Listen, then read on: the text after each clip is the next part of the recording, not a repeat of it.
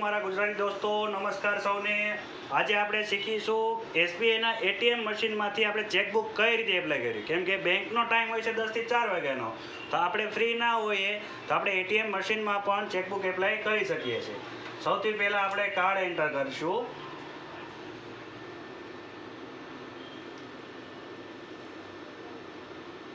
Card enter કર્યા પછી આપણે ભાષા સિલેક્ટ કરીશું, તો આપણે ગુજરાતી ભાષા સિલેક્ટ કરી એના પછી આપણે બેન્કિંગ નામનો ઓપ્શન સિલેક્ટ કરશું।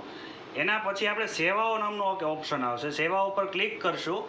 એના પછી ચેકબુક માટે વિનંતી એવો એક ઓપ્શન હશે, એની પર ક્લિક કરશું। એની ઉપર હાનો ઓપ્શન દબાવશું, મતલબ કે તમે બ્રાન્ચમાં જે તમારું રજિસ્ટર એડ્રેસ છે ત્યાં તમે ચેકબુક લેવા માંગો છો તો આપણે ત્યાં જોઈતી હોય તો હા કરવાનું। ત્યાં જઈને ફરીવાર આપણે એક હા કરવાનું રહેશે, એટલે કુરિયર તમને ઘરે મળશે એના માટે હા કરશું। એના માટે પછી બે ઓપ્શન આવશે, એક બેરર ચેક અને એક ઓર્ડર ચેક। તો આપણે ઓર્ડર ચેક છે એ બધે નથી ચાલતો, બેરર ચેક બધે ચાલશે, તો આપણે બેરર ચેક ઉપર ક્લિક કરશું। એના પછી તમારે ચેકબુક કેટલા પેજના જોઈએ છે, મતલબ 25, 50, 100। મારે 25ને જોઈએ તો આપણે 25 ઉપર ક્લિક કરશું। તમારે જેટલા જોતો હોય તમે એન્ટર કરશો। પછી આપણે 10 થી લઈને 100 નંબર સુધી કોઈ પણ બે આંકડા તમને જે મજા આવે તે દબાવવાના છે, એન્ટર કરવાના છે। તો મને જે મજા આવે બે આંકડા આપણે કોઈ બી દબી દીધા। એની પછી આપણે હા ઉપર ક્લિક કરશું।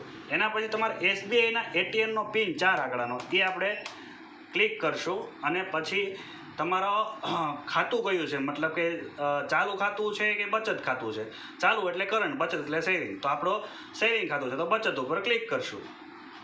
એ થઈ જાય એટલે તમારો વ્યવહાર પૂરો થયો, મતલબ કે તમારા ચેકબુકની એપ્લાય થઈ ગઈ છે। તમને 10 મિનિટની અંદર ફોનમાં મેસેજ આવશે અને એ મેસેજની અંદર તમારી ચેકબુક જે એપ્લાય થઈ છે એનો તમને ઇન્ફોર્મેશન મળશે। જો દોસ્તો તમારું કામ થઈ ગયું હોય તો અમારી ચેનલને સબસ્ક્રાઈબ કરજો। Thank you.